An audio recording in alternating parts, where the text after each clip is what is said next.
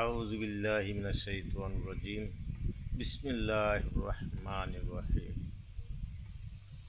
বলো, তিনি আল্লাহ এক, অদ্বিতীয়।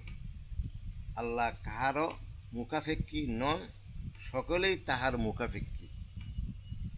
তিনি কাহারও জন্ম দেন নাই এবং তাহাকেও জন্ম দেওয়া হয় নাই, এবং তাহার সমতুল্য কেহই নাই।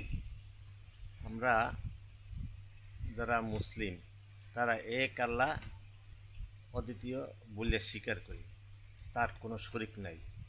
কিন্তু দুঃখের বিষয়, ইহুদি নাসারারা,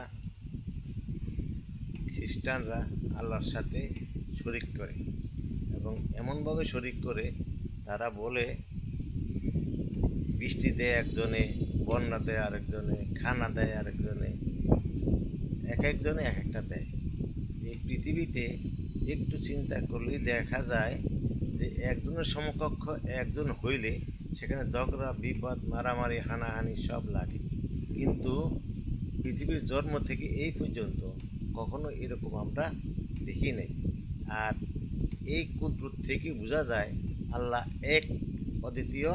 আল্লাহই খালেক, আল্লাহই মালেক, আল্লাহই সৃষ্টিকর্তা, আল্লাহই হাকামুল হাকিমিন, আল্লাহ শেষ বিচারের মালিক।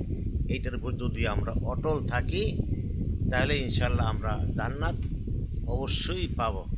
এই জন্য সকলের কাছে অনুরোধ, সবাই এক বাক্যে স্বীকার করতেই হইব, লা ইলাহা ইল্লাল্লাহ মুহাম্মাদুর রাসূলুল্লাহ।